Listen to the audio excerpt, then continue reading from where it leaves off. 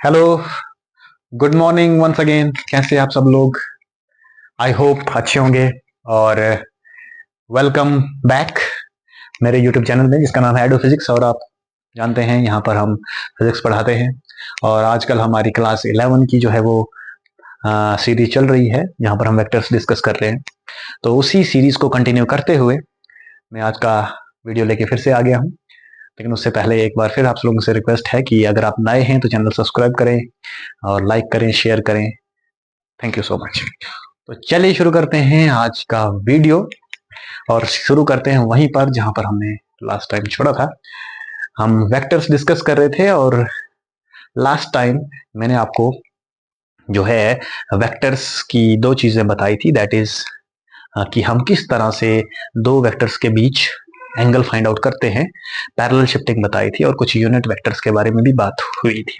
ठीक है, तो आज हम चलते हैं आगे और आज हमारा टॉपिक रहेगा एडिशन ऑफ वेक्टर्स। ठीक है, वेक्टर्स को कैसे ऐड किया जाता है। ठीक है, लेकिन सबसे पहले सवाल है कि क्यों वेक्टर्स को ऐड करने का नया तरीका क्यों चाहिए? जब हम ऑलरेडी मैथमेटिक्स में इतनी एडिशन पढ़ चुके हैं, हमें पता है नंबर्स कैसे ऐड होते हैं, तो वेक्टर्स को ऐड करने के लिए नया मेथड क्यों चाहिए? तो इसका आंसर सिंपल है। फॉर एग्जाम्पल, मैंने आपको शुरू में पहले ही एग्जाम्पल दी हुई है कि अगर आप फॉर एग्जाम्पल एक कोई कंटेनर है आपके पास, उसमें आप जो है 10 kg राइस डालते हैं। ठीक है, तो डेफिनेटली ये 10 kg होंगे। अगर आप इसको मेजर करेंगे अपने इंस्ट्रूमेंट पे तो इट विल शो 10 kg। अगर आप इसमें और 30 kg ऐड करेंगे तो डेफिनेटली 40 kg हो जाएंगे। ठीक है, फिर आप इसमें से 5 kg निकाल देंगे, -5 kg कर देंगे, तो 40 में से 5 35 kg रह जाएंगे। सिंपल चल रहा है काम। तो आप देख सकते हैं कि हमारे पास हम यहाँ पर मास मेजर कर रहे हैं, मास को मेजर कर रहे हैं और मास सिंपली नंबर्स की तरह ऐड या सब्ट्रैक्ट हो रहा है। वेरी गुड, बिल्कुल सही बात है। ये एक्सपेरिमेंटली वो चीजें हम देख पा रहे हैं। बट अगर हम यही चीज यहां पर देखें एक छोटा सा एग्जांपल लेके कि फॉर एग्जांपल आप ए पॉइंट से बी पॉइंट पे गए, ठीक है ना, तो you had a displacement like this, है ना। अगर आप ए पॉइंट से बी पॉइंट पे एक मोशन करके गए तो your displacement vector like this, है ना। ये आपको पता है displacement is a vector quantity. Now आप बी से किसी सी पॉइंट पे गए तो बी से सी आपका डिस्प्लेसमेंट हुआ ही है। नाउ लेट अस से कि आपने ए से बी तक जो डिस्प्लेसमेंट किया वो 10 मीटर का था और बी से सी तक आपने 8 मीटर का डिस्प्लेसमेंट किया। तो अगर हम सेम वो मास वाली एनालॉजी लगाएं, मेरा क्वेश्चन आपसे ये है कि हमारा ए से सी तक टोटल डिस्प्लेसमेंट कितना हुआ। तो अगर उस एनालॉजी से देखा जाए तो 10 + 8 दैट इज 18 मीटर आता है। बट इन रियलिटी यहां पर 18 मीटर डिस्प्लेसमेंट नहीं है। डिस्प्लेसमेंट आपको पता है that is the shortest distance between initial and final position. तो शॉर्टेस्ट डिस्टेंस तो ये है, ठीक है, ए से सी तक, और इसकी लंबाई डेफिनेटली 18 मीटर तो नहीं है। ठीक है ना, तो यहां पर तो गड़बड़ हो रहा है। ठीक है, हम जैसे स्केलर क्वांटिटीज को सिंपली नंबर्स की तरह ऐड करते हैं वैसे यहां नहीं कर सकते। या डेफिनेट मैं एक और एग्जांपल देता हूं। जैसे फॉर एग्जांपल मेरे पास एक कोई ब्लॉक है, इस ब्लॉक पे एक फोर्स ऑफ 10 मीटर लगाते हो आगे की तरफ, एक फोर्स आप ऊपर की तरफ लगाते हो दैट इज 20, सॉरी मीटर नहीं, न्यूटन, सॉरी, और एक फोर्स आप 20 न्यूटन लगाते हैं, तो क्या इधर टोटल फोर्स 30 न्यूटन हो जाएगी और उसका डायरेक्शन कहां रहेगा? No, and of course 30 newton तो नहीं होगी। इसका मतलब ये हुआ कि ये फोर्स, डिस्प्लेसमेंट, वेलोसिटी, ये जो वेक्टर क्वांटिटीज है, इनको सिंपल स्केलर्स की तरह ऐड नहीं किया जा सकता। इनके लिए कोई हमें स्पेसिफिक एक मेथड निकालना पड़ेगा जिसकी जिसकी हेल्प से हम इसको फाइंड आउट कर सके। That's why we need addition of, that's why we need the, मतलब एक अलग ब्रांच चाहिए, एक अलग अलजेब्रा, एक अलग ब्रांच ऑफ मैथमेटिक्स चाहिए जो ये बताए कि how we can add the vectors. तभी तो हम वेक्टर्स की डेफिनेशन में ही लिखते हैं कि ऐसी क्वांटिटी जिसके पास मैग्नीट्यूड है, जिसके पास डायरेक्शन है, और इसको ऐड या सब्ट्रैक्ट किया जाए वेक्टर अलजेब्रा से, उसी को हम वेक्टर बोलते हैं। ठीक है, तो चलिए शुरू करते हैं। तो देखेंगे कि अब ये प्रॉब्लम कैसे सॉल्व की जाए। ठीक है, हम ज्योमेट्रिकल मेथड पढ़ रहे हैं, ठीक है, फिर हम अलजेब्रिक मेथड भी पढ़ेंगे, एनालिटिक मेथड भी बोलते हैं। तो ये एक्चुअली में ज्योमेट्रिकल से ही आया हुआ है, चीज वही है, बस थोड़ा सा मेथड में डिफरेंस है, ठीक। तो एडिशन ऑफ वेक्टर्स बताऊंगा आपको, दो मेथड बताऊंगा, ट्रायंगुलर पैरेललोग्राम, उसके बाद बहुत अच्छे अच्छे क्वेश्चन करेंगे हम इसके, ठीक है। पहले एक बार थ्योरी पढ़ लें, फिर उसके बाद बहुत सारे न्यूमेरिकल लेके आऊंगा आपके लिए, जिससे आपकी जो है समझ और ज्यादा निखर जाएगी, ठीक। तो first law is your triangle law of vector addition, triangle law of vector addition, ठीक है। देखो, अब इस लॉ को समझने के लिए पहले आपको एक चीज समझनी पड़ेगी, ठीक है ना। एक वर्ड में यहां पे यूज करूंगा, vectors in same order, vectors in opposite order, ये समझना होगा आपको। जैसे मान लो मेरे पास तीन वेक्टर्स हैं, A vector, B vector, C vectors. देखो ये तीन वेक्टर हैं A B C. What you will see here कि एक वेक्टर का हेड दूसरे वेक्टर की टेल को टच कर रहे हैं ना, ए का हेड बी की टेल के साथ है, बी का हेड सी की टेल के, इस तरह से है ये। जब ऐसी कंडीशन होती है हमारे पास, जब एक वेक्टर का हेड दूसरे की टेल को टच करता हो, तो हम बोलते हैं कि वो वेक्टर्स सेम ऑर्डर में है, that is A B C are in the same order, ठीक है। अगर मैं बीच में बी वेक्टर्स को उल्टा कर दूं, मतलब इसका ऐसे कर दूं मैं, ठीक है ना, बी वेक्टर यहां कर दिया मैंने, तो अब यहां पर देखो आप, ये हेड ऑफ द टेल, अब यहां पर बी जो है वो ए के से, मतलब ए और सी सेम ऑर्डर में है। देखो जिस ये अगर हम ए को ऐसे पैरेलली शिफ्ट लेके आएंगे सी के पास, तो ए और सी सेम ऑर्डर में है, बट बी बीच में है, किसमें आ गया, अपोजिट ऑर्डर में, ठीक है ना। तो अगर एक वेक्टर का हेड दूसरे वेक्टर की टेल को टच कर रहा है, that we call as vectors in same order. लेकिन अगर ऐसा नहीं है, we will say that vectors are in opposite order. जहां पर दो हेड टच करें, that is known as opposite order. जहां पर ये B and C are also in the opposite order, ठीक है। बात समझ में आ रही है, बात समझ में आ रही है, ठीक है ना। अब मैं थोड़ा सा और कर लेता हूं, जैसे मान लो ये ए, दिस इज बी, और एक और बात बता दूं मैं आपको कि ऑर्डर डजंट मैटर, मतलब अभी ये अपोजिट ऑर्डर में है, but you can parallelly shift, तो आप उसको इस तरह से, तो देखो यहां पर ये ए और सी, ए का टेल बी के हेड से मिल रहा है, सॉरी ए का टेल सी के हेड से मिल रहा है। अब सब देखो, एक का हेड दूसरे का टेल, एक का हेड दूसरे का टेल, एक का हेड दूसरे का टेल आ रहा है, तो ये वेक्टर्स किसमें है, सेम ऑर्डर में है, ठीक है। लेकिन अगर मान लो मैं सी को यहां पर उल्टा कर दूं, ठीक है ना, तो अब ये सी जो है, ए और बी तो सेम ऑर्डर में है, क्योंकि एक इसका हेड इसके टेल को टच कर रहा है, but your C is in opposite order, ठीक। तो ये मैं क्यों बता रहा हूं, ये कोई बड़ी चीज नहीं है, बस पता होना चाहिए, क्योंकि मैं इस डेफिनेशन में लिखूंगा और same order and opposite order, और इससे बड़ा फर्क पड़ता है, ठीक है। तो चलिए पहले स्टेटमेंट लिखते हैं, फिर समझते हैं, सिंपल सा है। और तो पहले मैं स्टेटमेंट लिख देता हूं, according to this law that if two vectors a and b, अगर हमारे पास दो वेक्टर हो a and b, which can be represented by any two sides of a triangle taken in same order.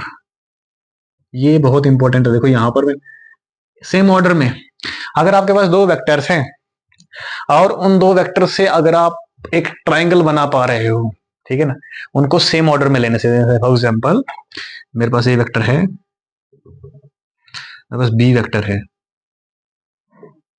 This is A, this is B. अब मुझे इन दो vectors को same order में लेके ट्राइंगल की दो साइड्स बनानी है ना, तो मैं ए को पैरेलली शिफ्ट करूंगा ऊपर, ठीक है ना, ए को इधर शिफ्ट कर लूंगा ऐसे, ठीक है। तो देखिए नाउ दिस इज ए, तो मैं नीचे, तो ए को मैंने पैरेलली शिफ्ट करके ऊपर लिया, तो आप देख सकते हैं ए का हेड बी की टेल से मिल रहा है, तो ये सेम ऑर्डर में हो गया ना। तो ये ए एंड बी इस तरह से सेम ऑर्डर में लेके मैंने ऐसे बना दिए, और ये ए और बी वेक्टर्स इस वक्त ट्राइंगल की दो साइड्स को रिप्रेजेंट कर रहे हैं ना, ये किसी ट्राइंगल की दो साइड्स है ना, तीसरी साइड ऐसे बनेगी, तो वही लिखा है मैंने, if two vectors A and B which can be represented by any two sides of triangle taken in the same order then their resultant, मतलब रिजल्टेंट का मतलब होता है दोनों को ऐड करके जो वेक्टर बनेगा, जिसको मैं आर वेक्टर लिख देता हूं, then their resultant R will be represented by third side of the triangle. तो जो रिजल्टेंट होगा वो ट्राइंगल की थर्ड साइड से रिप्रेजेंट होगा, और ट्राइंगल की थर्ड साइड से ये आ गई, मतलब थर्ड साइड बना लेता हूं पहले मैं, देखो पहले मैं बी वेक्टर का हेड थोड़ा अच्छे से बना लूं, ये है ना बी वेक्टर। अब इस ट्राइंगल की थर्ड साइड बनाते हैं, पहले ये आ गई जी थर्ड साइड है ना, ये आ गई जी थर्ड साइड। ओके, देखो अभी मैंने एरो, ये जो थर्ड साइड है इस सिर्फ एक लाइन से बनाया है मैंने, ठीक है, लाइन सेगमेंट बनाया है। तो represented by third side of the triangle taken in opposite order, that is very important, opposite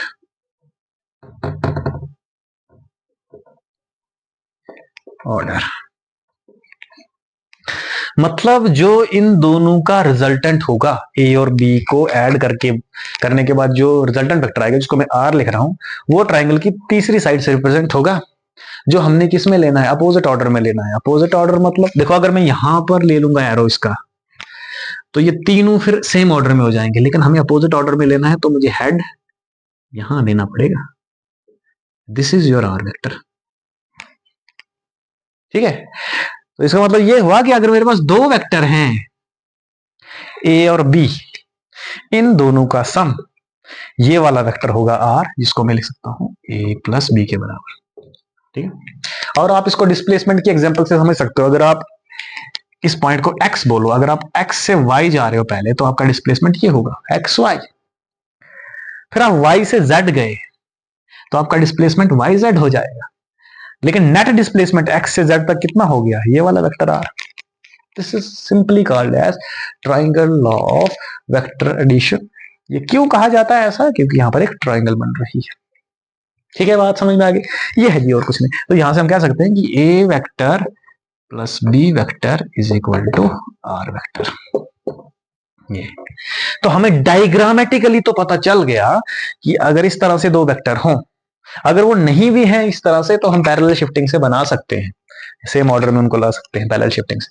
तो उसके बाद उनका रिजल्टेंट जो है वो कैसे होगा, अब इस रिजल्टेंट का मैग्नीट्यूड ऑफ डायरेक्शन हम निकाल सकते हैं छोटी मोटी ज्योमेट्री लगा के, है ना। तो हम वही इस रिजल्टेंट का मैग्नीट्यूड ऑफ डायरेक्शन भी अब फाइंड आउट करेंगे, ठीक है। तो ये है स्टेटमेंट, सिंपल सा, ठीक है। तो इसका मतलब है कोई भी दो वेक्टर ले लो आप, this is A vector, this is B vector, देखो ये ए वेक्टर है, एक और एग्जांपल लेता हूं मैं, this is A vector, this is B vector, है ना। अब देखो ये दो वेक्टर डेफिनेटली ट्राइंगल की दो साइड्स बन रही हैं, ये ठीक है, ट्राइंगल की दो साइड्स बन रही हैं, ठीक ठीक है। तो जो इनका रिजल्टेंट होगा वो तीसरी साइड से रिप्रेजेंट होगा, अपोजिट ऑर्डर में लेना है तो यहां पर है, दिस इज योर आर, ठीक है। This is how you can add the vectors, मतलब by triangle law, by the triangle law. अब मैं थोड़ा सा इसको एनालिटिकली दिखाता हूं आपको, ठीक है। तो ये आप इस तरह से स्टेटमेंट लिख सकते हो, इसमें कोई मसला नहीं है, ठीक है ना। This is called as the triangle law of vector addition. अब देखो मैं इसकी हेल्प से ये जो आर है, ठीक है ना, इस आर का मैग्नीट्यूड कितना होगा in terms of A and B, ठीक है ना। मतलब इस आर का देखो इस आर का मैग्नीट्यूड, सीधी सी बात है, इस आर की लेंथ होगी ना, ए का मैग्नीट्यूड ए की लेंथ है, बी का मैग्नीट्यूड बी की लेंथ है, आर का मैग्नीट्यूड जो है वो आर की लेंथ होगी, लेकिन इस आर की लेंथ हमें निकालनी है ए और बी की टर्म्स में, क्योंकि जब हमें क्वेश्चन दिया होगा वहां पर ए और बी दिया होगा, तो आर की लेंथ हम ए और बी की टर्म्स में फाइंड आउट करेंगे, ठीक है। कैसे करेंगे देखो, लिखो आप magnitude and direction of are,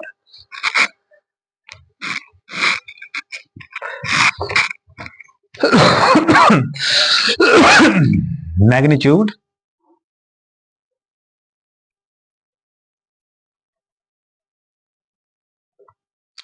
and direction of R. तो इसके लिए एक डायग्राम बनाते हैं, सिंपल सी बात है। देखो डायग्राम बिल्कुल सिंपल रखेंगे, ठीक है ना, ताकि एक जर्नल रूल बन सके उसके बाद। तो ये मैं एक वेक्टर ले लेता हूं, ये दूसरा वेक्टर, ठीक है। वेक्टर्स के नाम आप लिख सकते हैं ए वेक्टर। तो इस बार मैं स्मॉल लेटर्स लेता हूं, ए वेक्टर बी वेक्टर, क्योंकि कैपिटल लेटर से मैं नाम रखूंगा इस फिगर का, तो मैंने स्मॉल लेटर्स ले लिए, ठीक है, ए और बी, है ना। According to triangle law, according to triangle law, इन दोनों का जो रिजल्टेंट होगा that will be this vector, जो भी हमने पढ़ा, that is R vector, A plus B, ठीक है। Now we have to find the length of this vector, है ना। ओके, तो थोड़ा क्या करेंगे, इसको थोड़ी सी इधर कंस्ट्रक्शन लेंगे। कंस्ट्रक्शन क्या लेनी है, थोड़ी सी ज्योमेट्री यूज करेंगे। तो इस वेक्टर का, इस वेक्टर को जरा प्रोड्यूस करेंगे आगे ऐसे, ठीक है। और यहां से एक परपेंडिकुलर ड्रॉप करते हैं नीचे इसके हेड, इनके हेड से। तो दिस इज योर परपेंडिकुलर, है ना। थोड़ा सा आप इधर अच्छे से बनना चाहिए। Okay, this is perpendicular. Okay, अब देखो यहाँ पर कुछ ट्राइंगल वगैरह बन गई है, तो मैं इसके नाम रख लेता हूं। This is A, so B C, this point D, ठीक है। तो C D is the perpendicular, है ना। अब देखो ये ओरिजिनली हमारे पास दो वेक्टर दिए हैं ए और बी, तो इनके बीच में कोई एंगल भी होगा। मैंने एंगल बिटवीन टू वेक्टर्स आपको बताया हुआ है। Let theta is the angle between A and B, ना। Theta is angle between, theta is angle between A and B, है ना। मैं बोल रहा हूं कि ए और बी वेक्टर के बीच का एंगल कितना है, थीटा। तो वो थीटा कहां पे होगा, यहां पे होगा ना बेटा, ये होगा थीटा, है ना। ये मत लिख देना थीटा, दिस इज रॉन्ग। ये इन दोनों के बीच का एंगल नहीं है, पैरेलल शिफ्ट करना पड़ेगा ना पहले ये को। तो दिस इज एंगल, तो दिस इज थीटा, है ना। ये मैंने थीटा कर दिया यहाँ पे। Now we have to simply find this. अब हमें क्या निकालना, पहले मैग्नीट्यूड निकालना आर का, मतलब इस आर की लेंथ निकालनी है ना, ठीक है। डेफिनेटली आप लिख सकते हैं magnitude of R is equal to length of R, है ना। आर वेक्टर की लंबाई कितनी होगी, ठीक है। तो देखो आर वेक्टर की लंबाई निकल सकती है एक ट्राइंगल से, वो ट्राइंगल है ए डी सी, एक राइट एंगल ट्राइंगल है, this is A D C. तो बेस का स्क्वायर प्लस परपेंडिकुलर का स्क्वायर लगा के आर की वैल्यू आप फाइंड आउट कर सकते हो। बट प्रॉब्लम ये है कि हमारे पास ये बेस और परपेंडिकुलर का वैल्यू नहीं है। सीडी निकालना पड़े, पहले मुझे परपेंडिकुलर सीडी फाइंड आउट करना पड़ेगा। और बेस में प्रॉब्लम ये है कि बेस जो है वो है एडी, और एडी जो है वो ए बी तक तो हमें पता ए है, यहां से आगे ये बीडी कितना है वो हमें पता नहीं। तो पहले मैं सीडी और बीडी निकालता हूं इन terms of this small triangle BDC, है ना। तो इन ट्राइंगल का नाम कितना है, बीडीसी, है ना। सिंपल से ट्राइंगल बीडीसी। इसमें से हम पहले सीडी निकालते हैं और फिर बीडी। तो सीडी और बीडी कैसे निकलेगा, CD is perpendicular, BD is base, you can say that. तो cos theta and sin theta लगाएंगे तो निकल जाएगा cos थीटा। तो यू कैन राइट इज, पहले आप sin थीटा लिख लीजिए। sin theta is perpendicular, that is CD upon this is BC या CB, ठीक है ना। CD upon CB, perpendicular upon hypotenuse. Okay, तो यहां से CD निकाल लीजिए, हमें CD चाहिए। CD is CB times sin of theta, as simple as that. Okay, now what is CB? CB is nothing but this is the length of vector B. You can say that कि ये CB कुछ नहीं है, B vector का magnitude है। तो I can simply write it as B sin theta, क्योंकि CB आपके पास सिंपली क्या है, मैग्नीट्यूड ऑफ B, है ना। तो मैग्नीट्यूड को हम सिंपल ऐसे लिखते हैं, तो B sin थीटा। तो मेरे पास CD की वैल्यू आ गई, which is B sin theta. Okay, now I have to find out BD। This is ये मेरे पास निकलेगा cos थीटा से cos theta is equal to BD upon CB। This is again BD निकालेंगे यहां से, BD is nothing but CB cos theta, that is simply equal to B cos theta, है ना। CB की वैल्यू यहां से, तो आपके पास ये वाला कितना आया, this is B cos theta. Okay, तो अब हमारे पास परपेंडिकुलर भी निकल गया और ये बेस भी निकल गया। Now you can find the length of this R, and that is the magnitude of resultant, ठीक है। तो देयरफॉर मैग्नीट्यूड ऑफ रिजल्टेंट निकालेंगे। अब मैं ये सब रब कर देता हूं। Therefore magnitude of R is equal to from this triangle ADC, है ना, अंडरस्टूड है, ठीक है ना। वो कैसे निकलेगा देखो, दैट इज अंडर रूट क्यों ले रहा हूं, क्योंकि चलो पहले स्क्वायर ले लेता हूं। देखो दिस, अगर इस बड़ी ट्राइंगल में मैं क्या करूं, पाइथागोरस थ्योरम लगाऊं, तो दैट इज AC का square is equal to AD का स्क्वायर प्लस DC का स्क्वायर, है ना। So I can also write, अब AC कितना बेटा, AC is nothing, this is magnitude of R, this is magnitude of R का square is equal to AD is AB plus BD, है ना, that is AB plus BD का square plus BC that is CD, that is simply CD का square। अब values डाल दीजिए, अब कुछ नहीं है। तो आपको मैग्नीट्यूड ऑफ R चाहिए, इसके ऊपर स्क्वायर है तो रूट हो जाएगा ना ये, that is magnitude of R is equal to under root, डाल लीजिए वैल्यू। ए बी कितना है, A B is nothing but this is the magnitude of A, तो this is simply equal to A plus B D का value अभी निकाला है, B cos theta square plus C D का value अभी निकाला है, B sine theta, B square sine square theta. Okay, तो आप इसको रब कर लीजिए, बस अब इसको सॉल्व करना है। ये यहाँ पर ब्रैकेट जो है वो ए प्लस बी का होल स्क्वायर दे रही है आपको, that is A square plus 2ab plus B square, है ना, 2ab that is 2ab cos theta plus B square cos square theta plus B square sine square theta, है ना। So I can, मैंने यहाँ पर a प्लस बी का whole square ले लिया है, ठीक है। डेफिनेटली यहां से आप क्या कर सकते हो, यहां से आप कर सकते हो अंडर रूट, देखो यहां से बी स्क्वायर कॉमन कर लो, तो this is a square plus 2ab cos theta plus B square common कर दिया, तो that is cos square theta plus sine square theta which is equal to 1। ये ब्रैकेट वाला टर्म 1 हो जाएगा, तो आपका सीधा जो फाइनल मैग्नीट्यूड ऑफ आर आया that is under root A square B square plus 2ab cos theta. This is the magnitude of the R, ठीक है। सो आप देख सकते हैं कि जो रिजल्टेंट का मैग्नीट्यूड है वो हमने इन टर्म्स ऑफ ए और बी के मैग्नीट्यूड के टर्म्स में फाइंड आउट कर लिया ना। अगर आपके पास ए और बी का मैग्नीट्यूड आपको पता है, ठीक है, if you know the magnitude of A, if you know the magnitude of B, ठीक है, यू कैन इजीली फाइंड, हम आराम से निकाल सकते हैं क्या, हम आराम से निकाल सकते हैं मैग्नीट्यूड ऑफ आर, ठीक है। बात समझ में आ रही है? चलो अब मैं यहां पर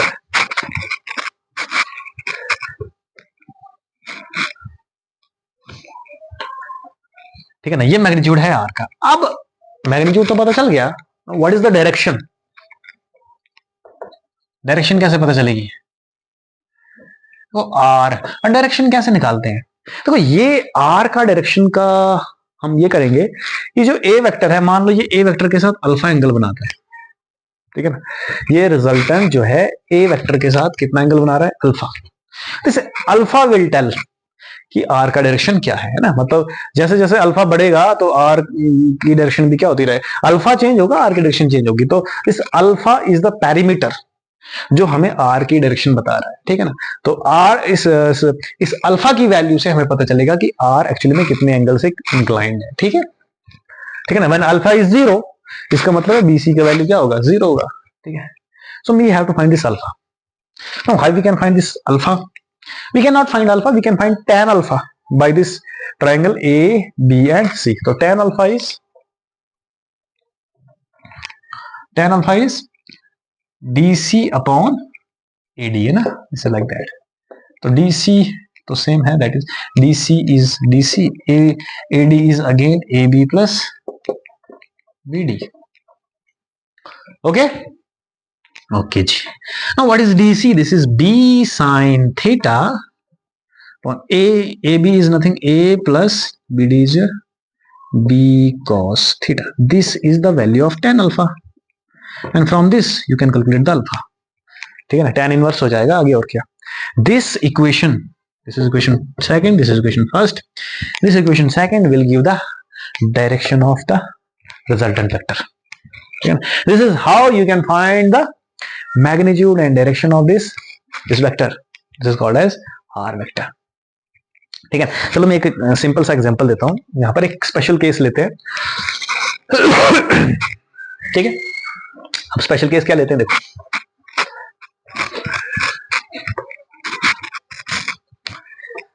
स्पेशल केस लेते हैं, मान लो if A vector is perpendicular to B vector, मतलब अगर ये दो वेक्टर ए और बी अगर परपेंडिकुलर है, मतलब लाइक दिस, ऐसे, this is A vector, this is B vector. अगर आपके ए बी एक दूसरे के क्या है, परपेंडिकुलर है, तो उनके बीच का जो एंगल होगा ना, डेफिनेटली वो कितना होगा, 90 डिग्री। मतलब इस एंगल के थीटा का वैल्यू कितनी होगी, 90। That implies theta is equal to 90 degree. ठीक है, तो फिर आपका मैग्नीट्यूड ऑफ आर किसके बराबर आ जाएगा, for R is equal to under root A square plus B square plus 2ab cos 90 कितना होता है, cos 90 इज 0। तो ये वाला टर्म तो 0 ही हो जाएगा, ये सीधा आ जाएगा मेरे पास आर का magnitude is equal to A square plus B square. ठीक है ना, मैग्नीट्यूड ऑफ ए का square plus magnitude of, it is simply nothing, this is simply the Pythagoras theorem, Pythagoras. ठीक है ना, तो फिर आर सिंपली पाइथागोरस थ्योरम से निकलेगा ना बेटा। जब आपके पास ए वेक्टर और बी वेक्टर परपेंडिकुलर हो, तो फिर तो आप सिंपली इसको पाइथागोरस थ्योरम लगाएंगे, फिर आपको ये बड़ी वाली ट्रायंगल नहीं बनानी पड़ेगी, इस छोटी वाली ट्रायंगल पे ही आप पाइथागोरस थ्योरम लगा सकते हैं। ए स्क्वायर प्लस बी स्क्वायर का रूट निकालेंगे तो आर आ जाएगा। This is simply like this. और डेफिनेटली अब देखो, अब जरा हम डायरेक्शन ऑफ आर निकालते हैं ना, direction of are,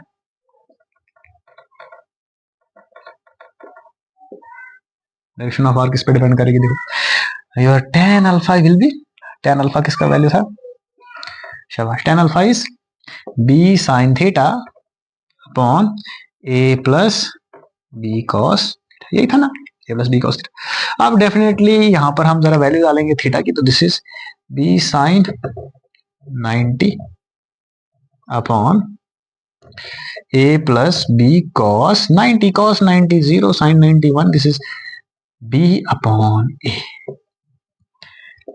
b upon a। तो जाहिर सी बात है, जब राइट एंगल ट्रायंगल बन गई तो ये होगा ना alpha beta, this is your alpha. इस अल्फा की जो वैल्यू होगी, इस यहाँ पर आप अल्फा निकाल रहे हो तो tan अल्फा निकाल रहे हो, तो tan अल्फा कैसे निकलेगा, b, दिस इज स्मॉल, छोटे में स्मॉल लेटर्स यूज कर रहा हूँ ना, b upon A, this is b upon A होगा, और क्या, this is b upon A. जब दो वेक्टर क्या होंगे, परपेंडिकुलर होंगे। ठीक है, एज सिंपल एज दैट। तो कहने का मेरा मतलब ये है कि अगर आप दो वेक्टर्स को ज्योमेट्रिकली ऐड कर रहे हो बाय ट्रायंगल लॉ, ठीक है, तो आपको जरूरत है दोनों वेक्टर्स के मैग्नीट्यूड की और दो वेक्टर्स के बीच बन रहे एंगल की, कि थीटा का वैल्यू कितना है, फिर आप वहां से निकाल सकते हो। ठीक है, इसमें बहुत सारे क्वेश्चन भी करेंगे आज हम, आज नहीं करेंगे, नेक्स्ट वीडियो में करेंगे। इस पे बहुत सारे क्वेश्चन भी करेंगे, लेकिन वो हम करेंगे इसके बाद हम पैरेललोग्राम लॉ पढ़ेंगे, फिर हम इन पे कुछ क्वेश्चंस भी करेंगे। ठीक है, तो मेरे ख्याल में इतना काफी है। आज हमने ट्रायंगल लॉ पढ़ा, नेक्स्ट वीडियो में हम पैरेललोग्राम लॉ पढ़ेंगे, वो भी सेम ही है, उसमें कोई दिक्कत वाली बात नहीं है, सेम ही है, यहीं से निकलता है पैरेललोग्राम लॉ भी। तो फिर हम इस पे कुछ क्वेश्चंस करेंगे। तो आज का वीडियो यहीं समाप्त करते हैं। Thank you so much.